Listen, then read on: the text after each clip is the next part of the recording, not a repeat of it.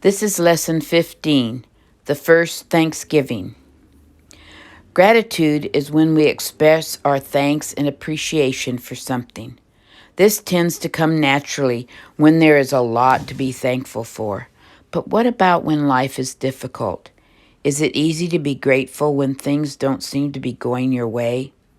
It was probably difficult for the Pilgrims to struggle through freezing weathers, lack of good shelter, and terrible sickness. Many of them lost beloved family members and probably started to regret their decision to travel to the New World. As the winter thawed to spring, however, the Pilgrims once again rolled up their sleeves and got to work. Work can do wonders for healing hearts and lifting spirits. And as the people worked together to settle this wild land, they began to feel hope again. The Wapatego Treaty proved to keep the peace for the most part, and the settlers listened while the indigenous people shared valuable farming knowledge. As corn and wheat started to poke up through the ground, the Pilgrims began to feel hope, and relief fled through them. Thankfulness for their lives, their new friends, and new beginnings welled up inside them every day, growing just like their crops. One man in particular lent his knowledge, skills, and friendship to these struggling people. Squanto, a trusted friend. Around the time that the Pilgrims landed on Plymouth, Squanto, an indigenous America from the Paxtec tribe, had just arrived there himself. Actually, it is more accurate to say he had just returned there. You see, Squanto was taken from his village by British explorers in 1605, when he was about 25 years old. He was transported to England, where, like the biblical character Joseph, he was wrongfully held and yet faithfully applied himself to make the best of the circumstance. He learned to speak English and became an interpreter between the indigenous Americans and the British on their expeditions.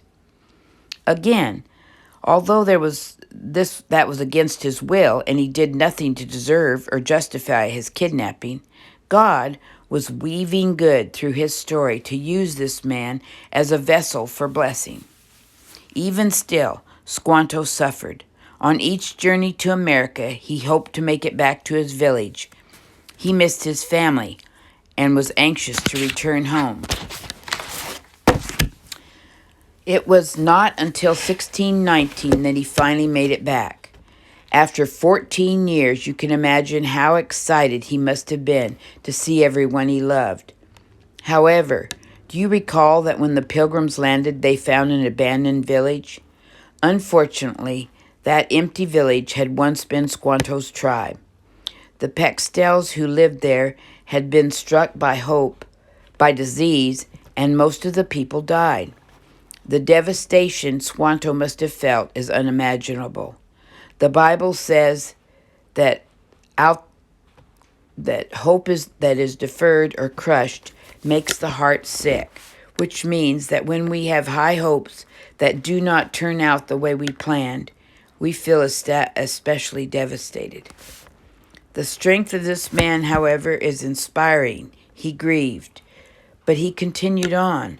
Not all alone, Squanto moved in with the Watago tribe and started building a new life for himself. It was during that time that the Pilgrims arrived and were in desperate need of assistance. Squanto became their friend. He had every reason to be bitter, furious even, and to turn his back on these people who came from the same country that had kidnapped him and destroyed his family. Instead, in a miraculous move of grace and mercy, this man helped the Pilgrims. He acted as an interpreter between them and the Wapago people. Squanto taught the settlers how to fish and grow corn, how to forage for berries and prepare for the cold winters. He lived with them and helped their colony thrive. The Pilgrims were incredibly thankful to Squanto. And if you want to take a break right now, you can ask your teacher, but list some things that you're thankful for. We have a lot to be thankful for, and you need to they ask you to list these things out. So think of all the things that you might be thankful for. A good leader. One of the pilgrims that worked closely with Squanto and helped manage the Wapago Treaty was Governor William Bradford. He was the second governor of Plymouth Colony and a strong leader. He was able to keep peace between the British and the Wapagos, and he oversaw the workers who diligently built the settlement and farmed the land. Under his guidance, life in Plymouth seemed hopeful. He was respected by all and remained the governor for 30 years. God designed us to long for security, a security that mainly He gives, but He allows leaders to represent Him and help shepherd His people. The Bible says that when the righteous are in charge, the people rejoice. Certainly, as the pilgrims saw their settlement grow and the crops come in, they breathed a collective sigh of relief and gave thanks for good leadership and peaceful relationships. A harvest feast. In celebration of their survival, of a thriving settlement, of abundant crops, and a good leader, the pilgrims decided to host a harvest feast. The purpose of this meal was to enjoy their crops and express their gratitude for all of their blessings. The first Thanksgiving didn't look like the spread of food Americans are accustomed to today. First of all, the sugar reserves that had been brought over on the Mayflower were most likely gone by this point, and the people had no way of replenishing their supply. Sadly, this means that there were most likely no creamy pumpkin pies or cinnamon-dusted apple pies. Even more rattling for the carnivorous celebrators is that there was no plump 25-pound turkey on the pilgrims' table either. Most likely, they feasted on the turkey's much smaller cousin, the pheasant. The bird was still considered a delicacy and most likely adorned with the spices the indigenous people already used and recommended to the pilgrims. Another fact not widely known about the first Thanksgiving is that indigenous Americans were invited on accident. Even though they deserved an important spot at the table, they weren't originally alerted to the festivities. While the rest of the colonists were preparing food, several men were sent out into the woods to hunt. While they were hunting, they fired their guns and scared the indigenous American people, who feared that the British might be preparing for war. In preparation, they gathered 90 of their men and went to the settlement to investigate. Once they arrived, they discovered that the pilgrims were not fighting but celebrating.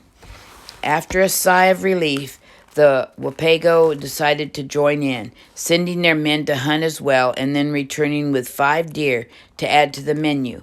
Venison is also not an expected item on today's Thanksgiving table, but it's really delicious. For 3 days, the pilgrims and the Wapago feasted, played games, and expressed their gratitude for all they had been given. While the harvest feast was very different from the holiday Americans celebrate today, the idea of giving thanks was heavy on the hearts of the pilgrim. Surely the memories of lost ones swirled in their minds, and tears probably mingled with smiles. These determined people, however, were set on making this land their home and enduring no matter the cost. Americans today have these brave souls as well as their generosity and kindness of the indigenous Americans to thank for the country that exists today. Thanksgiving controversy. While few people would dispute that it is good to give thanks in all circumstances, there are those who take issue with the background of the holiday of Thanksgiving. The peace maintained between the pilgrims and the Wapago did not last forever, and the relationship between indigenous people and settlers descended into brokenness and warfare over the years.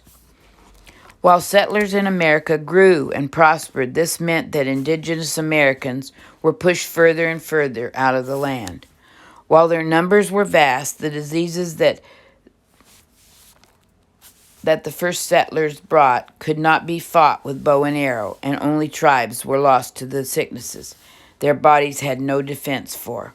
Today, many indigenous Americans have declared Thanksgiving their national day of mourning. They observe this event while gathering in quiet, sonic groups, while other Americans see it as a day of celebration and remembrance of the nation they know and love today. This concludes our lesson for today, and the lesson is lesson 15.